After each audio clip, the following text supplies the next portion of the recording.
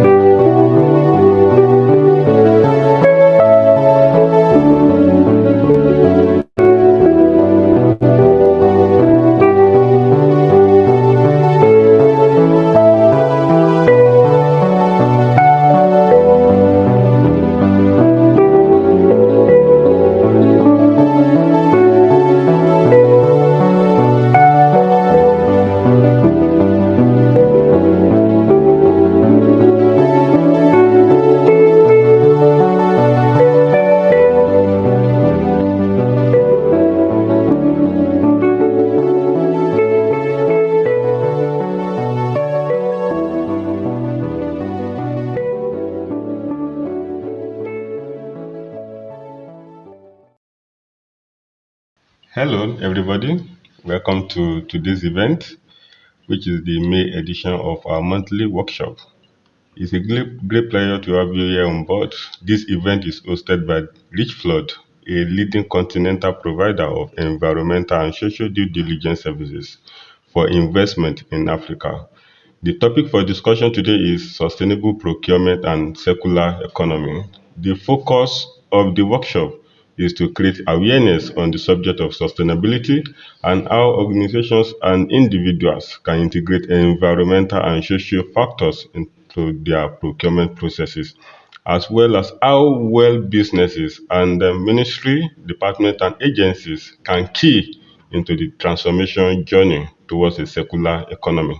This workshop is segmented into two sessions, the morning and the afternoon sessions, and each of these sessions will last for 1 hour.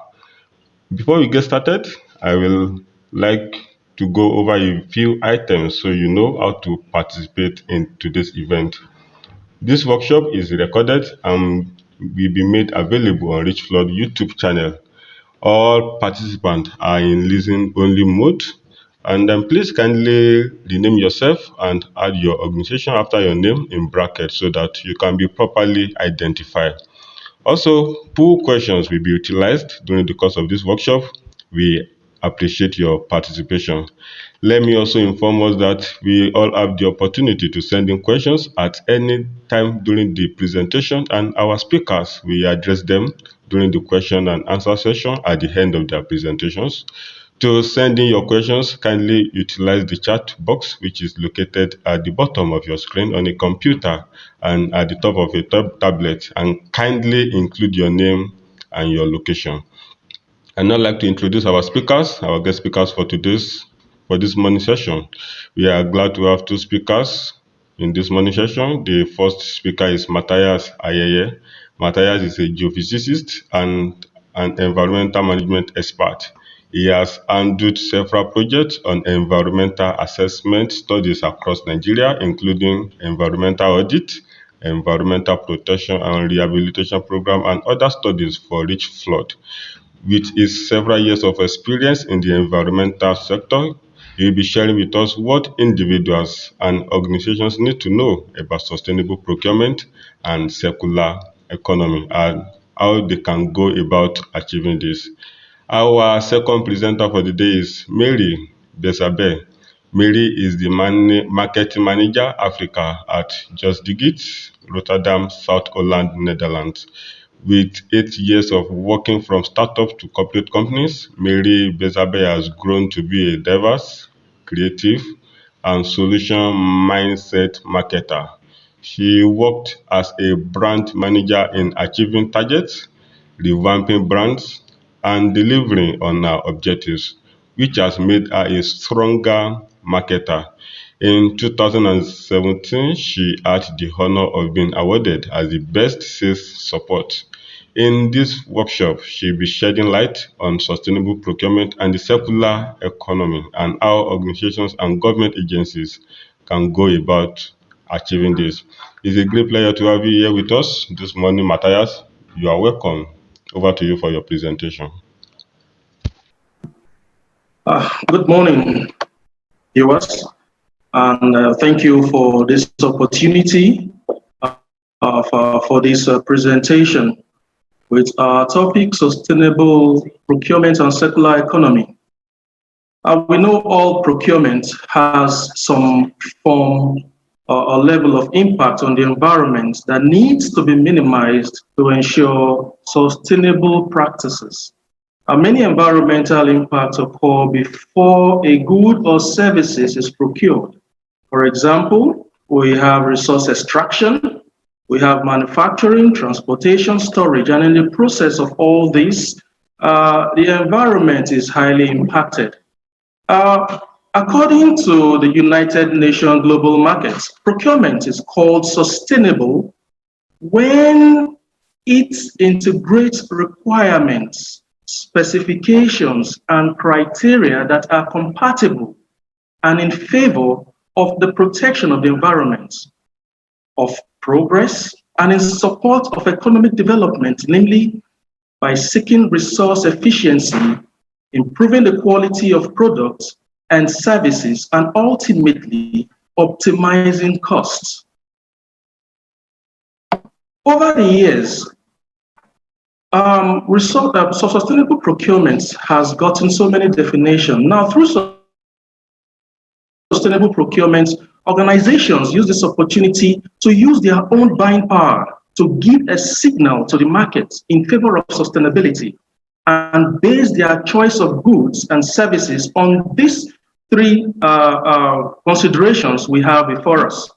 The economic consideration, where we talk about the best value for money, price, quality, availability, and functionality. It also looks at environmental consideration, which many at times can be called green procurement. And this looks basically on the impact on the environment of that same product or services that we are seeking for. And the third is on the social consideration and the effects of purchasing decision on issues such as poverty eradication, international equity distribution of resources, labor condition and human. Now, ensuring the lowest environmental and most positive social impact of procurement does not only build on commitment related to the environment, but it also builds on social or labor issues. Now, it also comes or serves as a preventive mechanism for the purchasing organization to mitigate and manage the reputational risk associated with environmental damages or social exploitation cases that could occur throughout its own supply chain. Over time, we've come to understand that sustainability a lot of messages have been out regarding sustainability. Now, it's important for us to know that every sustainability message has the circular economy at its heart. Hence, some establishments prefer this term circular procurement, where their choices at the outset of a decision-making process ensures that materials are still suitable at their end of life for repair or refurbishment and reuse. Now, since April 2017, sustainable procurement had been addressed. There was an address and a release under a global standard, and that is the ISO 20400. Most of the time we say ISO 2400, some will say 20,400. Now, it defines sustainable procurement as procurement that has the most positive environmental, social, and economic impact on a whole life basis. Now, it aims to improve harmonized international guidelines that can be applied universally and in sufficient detail in order to help organizations to develop and implement sustainable practices of purchases and policies. Now, this ISO 2400 is globally the first international standard for sustainable procurement. And it basically acknowledges sustainable procurement as a key aspect of social responsibility and aims to provide what we just discussed. Now, this standard comes to complement ISO 26000, which is on guidance on social responsibility.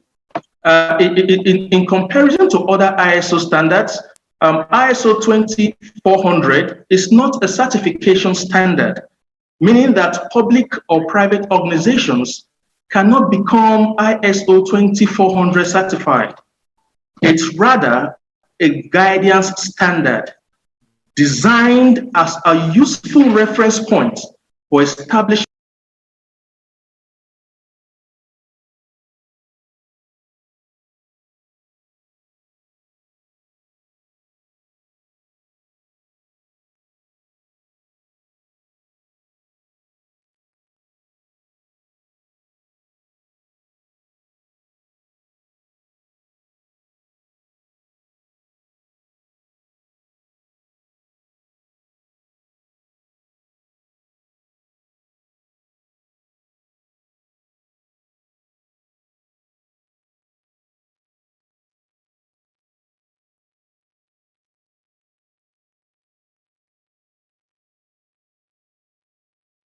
up some sustainable procurement indicators as we have before us.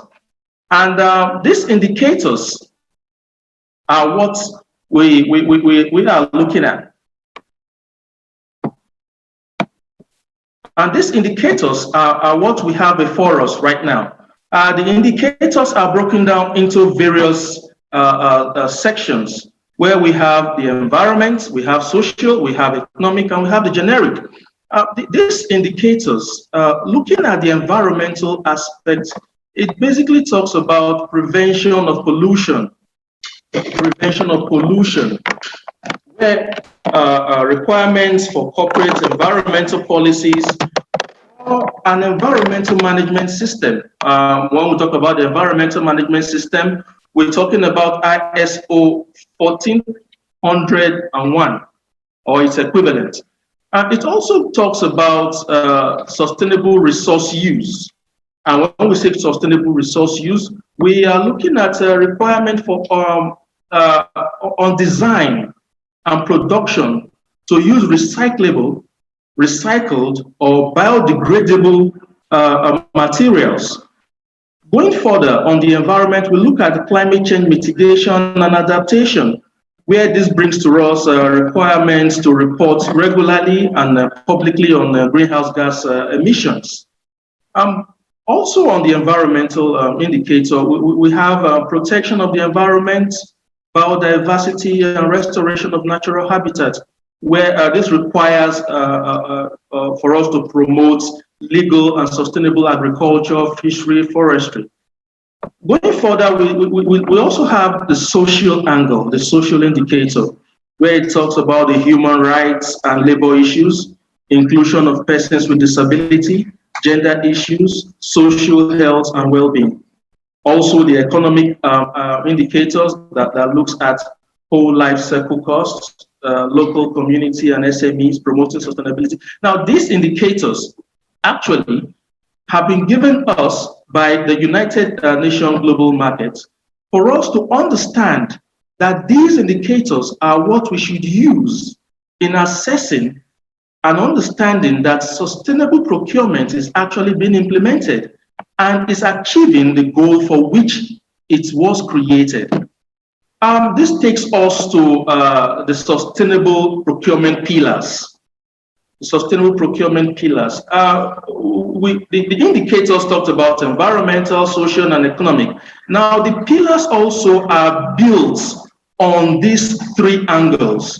And according to the United Nations Office for Project Services, looking at sustainable procurement pillar on the social angle, it talks about human development, education, human labor rights, poverty and equality, and the rest.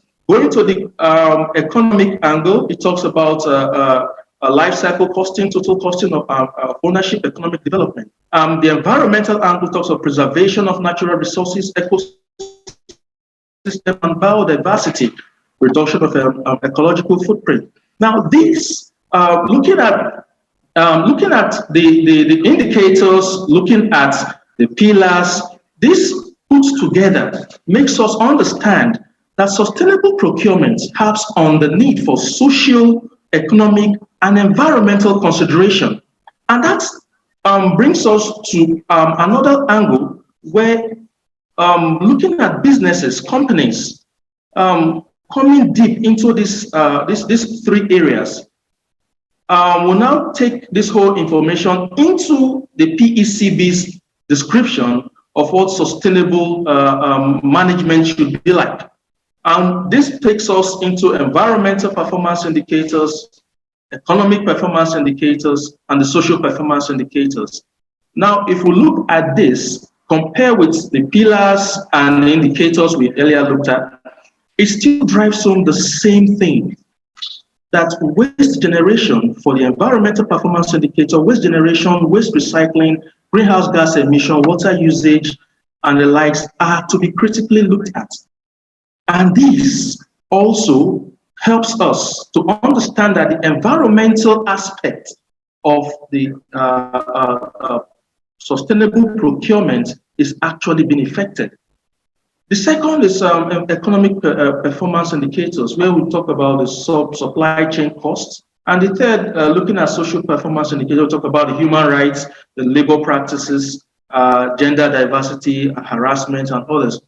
Now, this makes us understand that sustainable sustainable procurement in essence, has to be holistic, has to be encompassing in the sense that environmental, economic, and social factors must be thoroughly considered and encouraged for these practices to be put in place.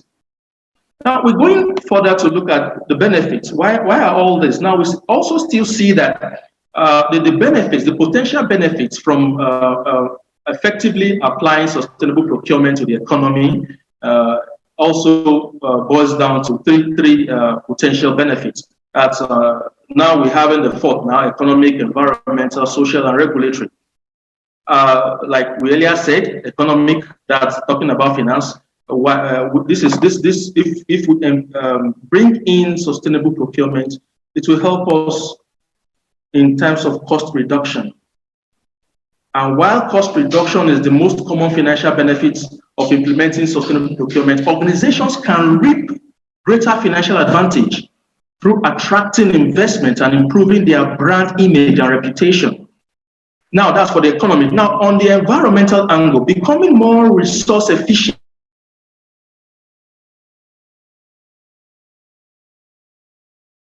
establishments, individuals, to demonstrate their commitment to reducing their environmental impact. Now, on the social angle, sustainable procurement can give rise to and help spread social benefits across the supply chain. It also encourages the economic engagement of vulnerable groups, advances human rights, and can help spur uptake of innovative products. Now, on the regulatory angle, regulations are frequently updated or they are replaced. And international organizations must be proactive. Now, the international organization, local organization, individual, establishments in general must be proactive to maintain compliance. And in effectively practicing sustainable procurement, it will help us be proactive, because sustainable procurement ensures a lot of planning, a lot of on-the-ground work before it is executed. This now makes us understand, after understanding the potential benefit, now we look at how can we implement this sustainable procurement. Now we will be taking, using the ISO guideline for it. It talks about fundamental, policy and strategy, the enablers, and procurement process. Now these are the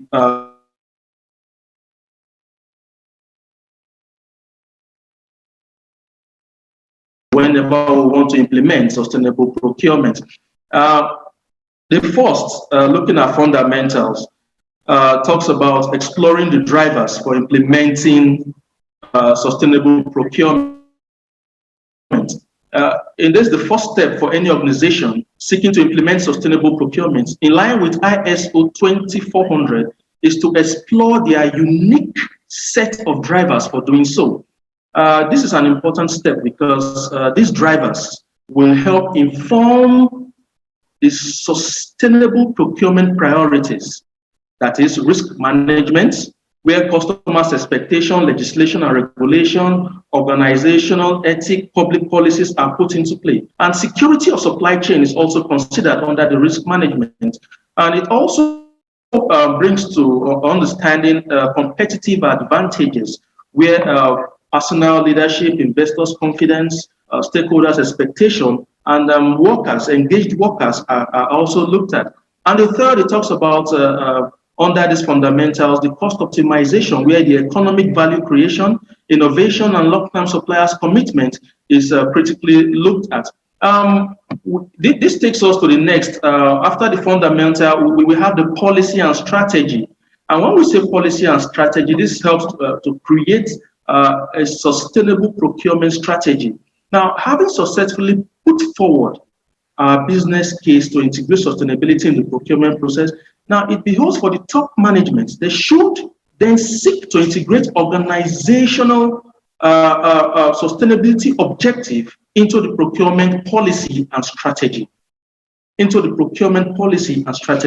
And that will now help go into the next, which is the enabler that helps to organize the procurement functions towards sustainability. Now, during this stage, an organization should set sustainability priorities within the procurement function to ensure that activities undertaken will result in the most impactful outcome. Now, ISO 2400 has set out an interactive process for transforming strategy into operational priorities.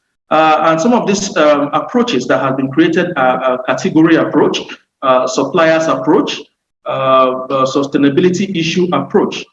Now, once these approaches have been set, it takes us to the next, the procurement process properly. And that's where we embed sustainability priorities into the day-to-day procurement process. Now, in this case, it's more like the final step in aligning with the principles of ISO 2400. Now, this involves the day-to-day procurement activities to be embedded, the sustainable procurement priorities to be embedded into the day-to-day activities. And this will involve integrating sustainability consideration and priorities into the procurement of goods and services using existing procurement processes. Now, organizations, establishments should also consider the sustainability aspect of supplier selection when awarding contracts to preferred suppliers. Now, sustainability should also be integrated into contract management, and a culture of continual review and learning from the contract should be implemented, and lessons from which should be applied in the future sourcing will be considered. This now takes us to the relationship between sustainable procurement and circular economy. Now, according to ISO, a circular economy is one which is restorative or regenerative. Instead of the buy, use, throw, the idea that we have presently, more like looking at the linear form of economy we have, because in our today's throwaway society, we have this linear model that is to make, use, and discard. And this is depleting not just the resources of the earth or the planet, but also it's depleting our pockets, resources from our pockets, especially with the present economic situation. Now, the solution to this is the circular economy, that is bringing in sustainable procurement to help propel a circular economy where nothing is wasted. Rather, it gets reused or transformed And this is where manufacturers also design products to be reusable. I'll give an example where we have things like electronic devices being designed in such a way that they are easier to repair, and also by recycling plastic into pellets or making new plastic products. We know what it is these days when we talk about waste. When we talk about waste, now the relationship aims to change the paradigm. It aims to change the entire paradigm. That's having a paradigm shift in relation to the linear economy we presently operate on by limiting environmental impacts and waste of resources, as well as increasing efficiency at all stages of product economy. Now, the image we have before us is that of a refuse dump, where the refuse dump, I think 99.9% of what we have here is made up of plastics. Now, recycling this will help us build what we call the circular economy. Now, if we have to collect part of the processes, part of the structures, designing, because this is what the outcome of our linear economy as we have it today. The outcome of linear economy that we presently have, where we manufacture, we use, and we discard. This is what brings what we have, and this pollutes our environment. Now, a lot of places we have these plastics in the seas, in the ocean, and they are already destroying aquatic organisms. Now, the aspect or the mentality of having a circular economy is that this procurement we make that are sustainable, once we use them in our economy and discard, instead of discarding them, it helps, we reuse them, we recycle them. Now, having this image before us, if these are collected, they can be sent. The next image we will be seeing is for what this plastic can be reused for. Now, instead of companies and organizations going to source for raw materials to reproduce these PET bottles, what is collected from the image we earlier saw can be sent to these companies, and they can be used as raw materials to reproduce these PET bottles we see. Because the world as we have it today is the rate of pollution going around in the world today is enormous. And the environment is highly being degraded because of humans' desire, humans' want, and human activities. Now, it is important for us to understand that we should make a paradigm shift through sustainable procurement and enable a circular economy so that we will move from the linear economy we have to a circular economy. Now we have, with the diagram we have before us, we have the raw materials, production, use, and non-recyclable waste. A lot of us are familiar with this. It cuts across all organizations, all sectors, most countries of the world. Now, so some countries, they are presently encouraging the reuse economy, where some of these wastes are recycled to production. And at the end of the day, they still boil down that we still have non-recyclable waste. But with sustainable procurement, the raw materials that will be gotten for production will ensure that if sustainable and they meet all sustainability criteria and guidelines, they will help us to go into the third image we have on our diagram. They will help into going to production. We use them, and instead of discarding them, it goes back to production. Like the image we had seen before, the plastic waste. Instead of us discarding this thing in the refuse bin, we segregate them so that once they are being collected, they are taken back for recycling. And that gives us a clear image of the next image we'll be seeing. That's the circular economic benefit. It's a complete circle, where we have it helps us have a raw material of consideration and innovations, because for us to be able to be sustainable and have a circular economy, we need to be innovative. We need to be highly innovative in converting some of this waste into production and ensure that these products that are being produced are durable.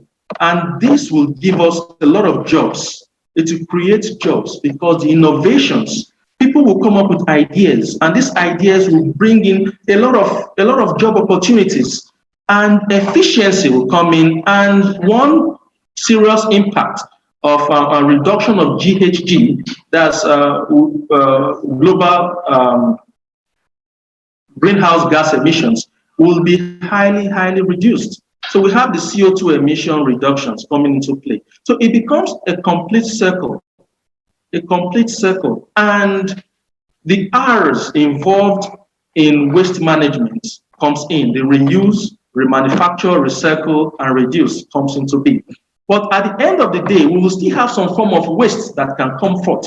But this waste that will be coming forth will be negligible, or will be very minimal. And that takes us to what it's encouraged for us today.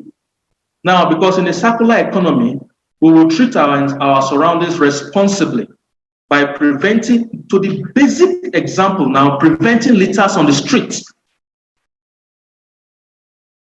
Now, a circular economy above all leads to more innovation, like we have seen, economic growth at industries, business level, and at all spheres of life.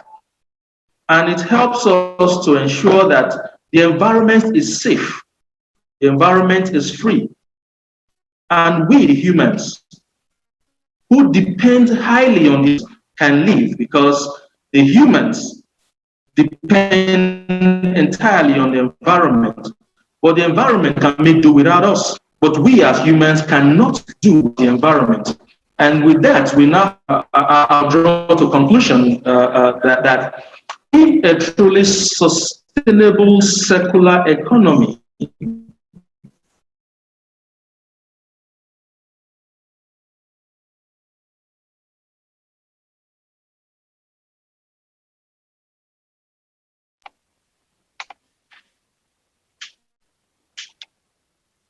Thank you so much, Matthias, for that wonderful and noteworthy presentation. I got that your conclusion: to achieve a truly sustainable circular economy, consumption and production practices will need to change together completely. Thank you so much. It was quite an informative one. We actually received a couple of questions during the course of your presentation, but we will take them after the second presentation. And for our participants, if you still have questions you want to ask the presenter, keep forwarding them to the chat box, and then our presenters will address them appropriately after the second presenter is done with our presentation. I will now invite Mary for our presentation. Mary is our second presenter for the day. So I call on Mary now to take our presentation.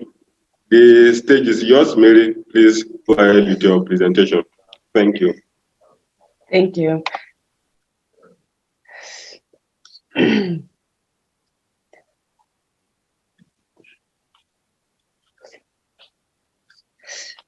Can everybody see my screen?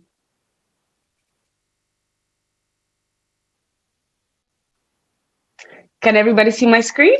Can everybody see my? Yes, we can see very well. Okay. And you can hear you loud and clear. Can go ahead with your presentation. Perfect. Yeah, really nice to meet everyone here. Yeah, like I said earlier, I come from a small organization called Just Dig It. We're located in the Netherlands, but also a lot of our projects are focused in Africa, and I'll explain why and why and what you can expect. This is a very small, short video about Just Dig It. Normally, the connection is a bit difficult to play videos, but I've incorporated it just in case. At the end of this presentation, I will share a WeTransfer link with all of you so that you can look at it in your own computers, which is a lot easier, I think, because if I play the video, it will be a bit challenging. So where are we? The current situation. So we have a very huge global desertification happening around the world. And as you can see, all of those areas are becoming more and more deserted.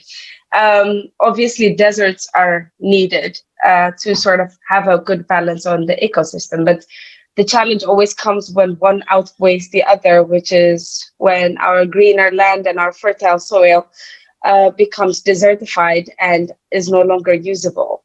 And that's the kind of challenge that we're facing. But of course, we also believe that this is not a one man's problem. This is not a one country problem. This is everyone's challenge, and we can only achieve this if we work together, which is why we believe that we're all in this together. So we at Just Dig It have one very precise saying, and we live by this word every single day, which is, if we can warm up the earth, we can definitely cool it down. And that stands true today. So let's look at the solution. So the solution is basically bringing back vegetation. So nature-based solutions are 37% of the solution for climate change. If you think, so let's think in the most optimistic, most possible, beautiful world. Everybody stops having negative emissions on the environment. Everybody changes to sustainable items, such as electric cars. There's nothing that could no longer have any negative emission into the world. The CO2 that we currently have will not be gone. It will still be there. We just add this new technology. Technology helps us to reduce the emissions. It does not take away the emissions that's already in the air. What actually does that is a very simple, old, ancient technique called plants, because they need the CO2. And that's why we believe that the solution always comes from the ground. It comes from Mother Earth. So bringing back vegetation is the solution, and is one of the pivot moments in our lives where we all have to contribute one way or the other in everything that we do. And please do not get me wrong, using sustainable technology is definitely a very, very big key solution to fighting climate change. But also, let's also bring back the vegetation. And then with the combination of those two, we're able to have a long-lasting effect on our environment. So this is a very simple example of the picture that you can see. It's literally less than 1 meter apart, but you see the ground with the vegetation and the ground without vegetation. The heat difference. And yeah, basically plants are the cool shelters of our planet, and that's quite evident looking at this. So our focus is Africa. Why? Because Africa has the youngest population. People are eager to make our continent green. People are eager to leave a positive environment and a positive land and a positive example for their children. So if you look at the median age of Africa, it's about 19 years old, which is a very young population. And with youth comes the power of change. So that's why we focus on Africa, is because we believe that the youth hold the power to restore and regenerate the mistakes that our forefathers and us have done. So we create very simple methods that allows the vegetation to come back, which is, for example, method one is rainwater harvesting. So by breaking the top dry, dead layer of the soil, and you create a pathway for the rain to be accumulated. So when the rain comes, it no longer floods over the dry soil, but it actually starts infiltrating into the ground. With that, you have vegetation coming back that are already in the ground, but they're looking for, or they need the perfect climate for them to sprout again. So we use rainwater harvesting as one of our tools. We also create bunds. So we call them earth smiles, because we do believe that they have the shape of a smile. And this is basically, we do this mainly in Kenya. This is an ancient technique that we have found in Kenya, that we've seen that it has a tremendous impact in bringing back vegetation. So what you see, all those small smiley faces, are the bunds. So when the rain comes, the water will no longer wash over the land, but it will infiltrate into the small bunds. And then what you see is that the bunds starts growing small vegetation. And then through time, as you can see, the vegetation starts spreading. I think this is a very good time lapse that will show you. So this is how the land was when we find it. And then you see that the bunds that have been dug, it retains more water than the external area. And you see the vegetation coming back. You see that the vegetation now is only in the bunds that were created, but then through time, it starts spreading around and the whole area is completely covered in green. So you go back at the same time of the year before, it's still dry, but then you still have vegetation, and those vegetation naturally regenerates on their own. So this is why we don't plant, we don't do the actual planting, because this vegetation is already in the ground. So we don't want to introduce any foreign plant or any foreign tree that may not work very, very well with the other ecosystem or with the other plants in the area. What we do is just we let the nature-based and local plants to sprout out without us planting anything foreign in the meantime. In Kenya, currently, we've dug more than 145,000 bunds, and those bunds continue as we speak. So as you can see, this is a very small scale. This is less than 6,000 bunds. So just to show you the overall look. So then this is what happens once the rainy season is there, and then you would have vegetation across borders. The second method is called Kisikihai, which that we are currently executing in Tanzania. This is also a technique that we've gathered from the local community there. Kisikihai has been there since forever, but people don't, a lot of the times, a lot of cultures and a lot of key information, key education from our forefathers get lost through different generations. And what we try to do with Just Dig It is try to find those techniques that actually were effective, but due for multiple reasons that are no longer being executed by the youth. So what we do is we took the Kisikihai system that was practiced back in the days. So Kisikihai is very simple. So back in the days, they would chop off all of the trees so that, they would have a clean farm. And during the occupation time, a lot of the suppressors used to say a clean farm is a good farm. So which means that all of the farmers have to cut down all of the trees so that their farm is clean and nice, which was actually a very bad contribution to the environment. So what we do is that whenever those trees sprout back again, they have too many branches. So all of the energy and all of the food gets dispersed to 99 different branches, and it will never grow back to the big full tree that it used to be. So this is where Kisikihai comes into play. What they do is that the farmers will be able to see which trees and which branches are the most strongest. So they will pick 2 or 3 of the strongest branches, and they will cut down, which is called pruning. They will cut down all the extra branches so that all the energy, all the food, and everything from the root goes straight into those 2 or 3 strong stems. And then what you have is within 3 to 5 years, you will be able to grow it back into a full-blown tree as it used to be. If you don't do that, what you end up having is our small shrubs that never grows into a full tree, but then their lifespan and their CO2 emission and their strength and the resistance to diseases is quite low. But if you have a big tree, obviously, then you know the effect of that. And this is actually this is my personal favorite, which is the grass seed banks. This is a very simple idea that we've incorporated in Kenya.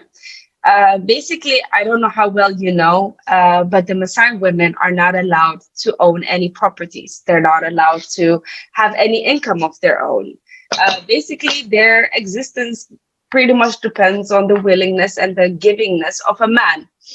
And this project actually empowers the Maasai women. So what we've done is that we've given them a piece of land where they can grow their seed, the grass seed. And when those grass seeds are big, then they can collect all the seeds. And those seeds are used for cattle and for animal feed, which they can sell, and then they can earn the money. And with this story, they were able to create a group of women coming together, and they would be able to pay for their children's school fees. They were able to start small, kitchenware rental, because all of the money they received, they invested it back on themselves, and they have a small rental companies where they can rent, like for a wedding or for a funeral, they can rent pots and pans and anything needed for cooking purposes. They were able to start a small beads, the beautiful necklaces that they wear. They were able to reinvest on themselves, and they were actually bringing and growing their income. But at the same time, they're regreening their land, because they're taking care of the land so that the seeds can actually sprout. So basically, we empower women to be able to be the solution of a greener planet that we hope to see. So as you can see, on the right-hand side, you would see the grass seed banks, and then on the left side, well, that's basically how the land was before the Messiah women started taking care of it. And we hope to grow this project step by step. So what are the effects that we've seen? So far we've seen increased biodiversity. So we see a healthy ecosystem coming back. We've seen animals that we haven't seen for a long time coming back. The giraffes. It's going back to the nature where it once was, and that's really beautiful to see the transition. The support of the livelihood, so the women and the men are contributing equally for their households. Water is more available because of the bunds that we dig. There's more rain. That means there's a circular, positive circular climate that's happening, where they have more frequent rains and more timely rains, and then their vegetation is growing back. And because of their vegetation, then they're able to get more environmentally friendly rain system. And then, of course, regional climate. So when you start growing these projects, you also affect the regions, and then also you're reversing climate change. So by scaling up, we activate through local farmers. Those local farmers become the ambassadors of their own destiny and of their community, where they go around teaching people how to do the simple techniques and reminding them that, the benefit, you don't immediately see it. Some could take less than a year, some could take more than a year. So their job, the local farmers, are able to encourage each other to keep striving to make the tools effective. We do a lot of communication. We do roadshows where we take, simple educational videos where we're teaching the local community on how to practice this simple techniques. We do some music, we do some entertainment, so that, we don't only talk about, your land is degraded, but we also celebrate those champion farmers who are able to overcome the challenges. We also do out of home, like billboards, as you can see. And then we also have a project called the Rain Dance, which is basically, you have the Netherlands, you have Tanzania, and you have Kenya coming together at the same time with a big concert at the same time, where each of them can see each other, and they just basically celebrate regreening, celebrate Mother Earth. And this is where you create a lot of awareness, teachings for students, and you have the community, you have the local celebrities interacting with the local community to make a positive change and create awareness. So how can you dig in? So on June 5th, the United Nations will be launching the UN decade. Basically, the coming decade is the most crucial time of our planet's survival at this point. These are the 10 years that we have left to be able to reverse all the climate damage that we've done. And those are the most crucial 10 years that we are facing. And because of this, the UN has launched a global initiative called the UN Decade, which Justicket is a very proud partner of. And basically, we do different kind of communication to raise awareness. So we have one documentary that's launching now on National Geographic. I highly recommend it. It's on the 4th of June. It's called The Grand African Green Up. So the Grand African Green Up is, I don't know how many of you are aware, but Africa has actually pledged to restore more than 120 million hectares of land by 2030. So this is a very big initiative. So to make this initiative effective and happen, they've created the AFR 100 forum, which the AFR 100 will be striving and making this idea concretely happen. And we've developed a documentary basically explaining what people can do and how they can be the positive influence within their community and the simple things that you can do. So you get to meet different local heroes from different countries, from a journalist who writes about the environment and how people can make a difference, to a teacher who wants to educate her students. Everybody has a big role to play in restoring our ecosystem. We also have another initiative called Stream to Regreen. So I know we all love to listen to music. And again, I mean, I don't think there's any nation in this planet that can defeat the Nigerian awesomeness in music. So we have an initiative called Stream to Regreen, where we work with different artists where they can donate their tracks, and then their tracks will be used well, all of the income from that track will be donated to restoring degraded land. And basically, if you listen to 25 music either on YouTube or on Spotify, then we're able to regreen 1 square meters of land every time. So this is, and our first music is going to be launched by Don Diablo and Ty Dollar Sign, which we will be launching this June. But they actually created a whole new track saying, is it too much to ask? This music will be launched on the 24th, and we're very excited about it. So basically, currently we're reaching 8 of the UN's SDGs. But the simplest thing is, how can you do and what can you do to contribute in creating a sustainable, greener climate, whether if it's for your work or whether if it is for your personal life? And the simple answer is, there's always something that someone can do to make a positive impact. If you look at the transportation system, that already, well, within the US, it already contributes to more than 29% of the CO2 emissions.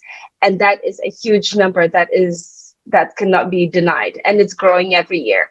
So if you look at what can I do as an organization, make a conscious decision, make a decision that not only profits the company, but at the same time profits the planet. When you use preferred partners as suppliers, make sure that you vet them not only on the quality of the product, but also on their quality towards the environment. Make that the benchmark where every organization and every company is held liable for all of their production and everything they put out into this world, so that they make a healthy choice for the environment and for themselves, because you're pushing them to. This is not a one-man's war, but this is a mankind war that we have to be able to win together by regreening our planet and making sure that we make a healthy choices that better fits the environment. And then at the same time, you as a person, what can you do? Have more vegetation around your house. Make sure that what you buy is properly sourced. That is not the result of, deforested lands, or make sure that you know that you're buying for a fair price from a farmer, to make sure that that farmer is able to make also a healthier choices in terms of what kind of fertilizers they use. Whenever we cut down on cost so much, then compromises start to happen. So we have to be able to make sure that we don't compromise on the safety of our planet. We don't compromise on the safety of our children. Me as a mother now, whenever I think about the planet, when I was younger, I was thinking like, okay, and here we go, tree huggers telling me what to do and how to act in this world. But to be honest, now that I'm a mother and I look at my children, I want to make sure that they have a planet and they have a home where they can see their children, where their children can have grandchildren, and where our legacy gets to continue, not as a disappointment or as a negative impact into the environment, but as a positive time where our nation and our people get to come together and make sure that we do something positive that our children can have a better living for. So I hope this was interesting for you. And this is, this is the end of my presentation. So I'll be happy to take any questions you may have.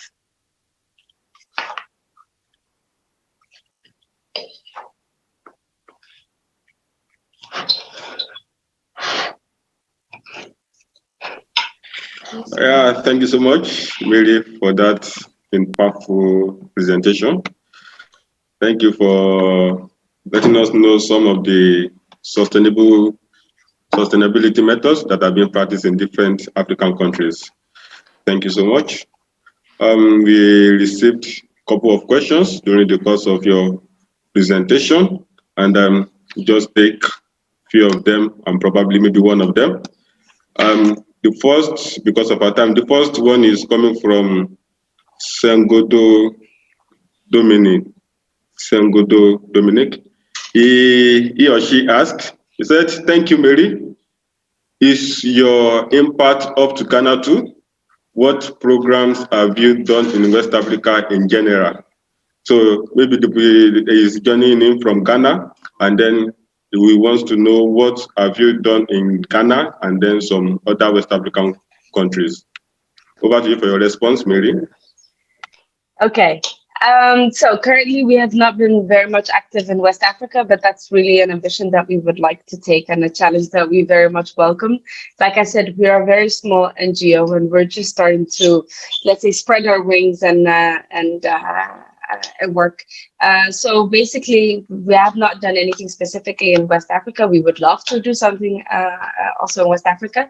Maybe I think the only thing that I can actually mention that could potentially work is the Grand African Green Up documentary will be launching in more than 53 countries around Africa on Nat Geo. So in terms of creating awareness, and now with the UN Decade, we're also doing a lot of communication in West Africa.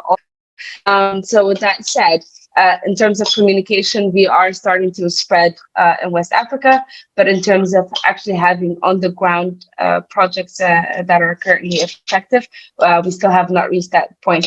But I really, really do hope that we get to do that very soon.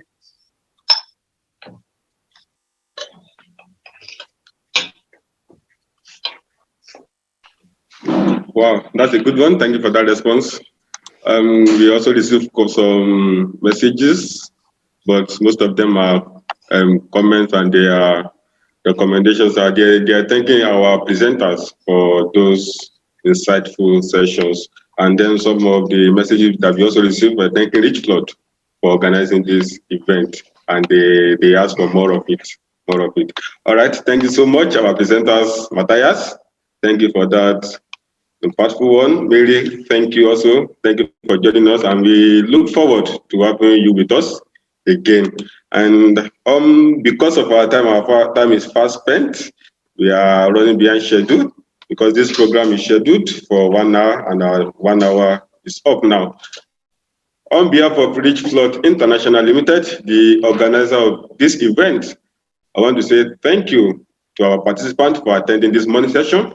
We are confident that your understanding of sustainable procurement and the circular economy has been broadened, especially as Mary has shared with us how it is being done in other African countries. And we look forward to having you join us at 3 p.m.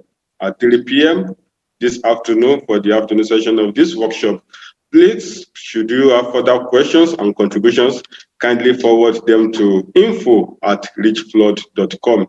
info@richflood.com. And if you miss any session of these morning presentations, any sessions of our presenters, the recordings of this presentation will be made available on our YouTube channel, Richflood YouTube channel.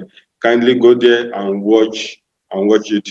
And before we finally draw the curtain for this morning session, can we all please put on our camera so that we can take a group photograph of this morning session.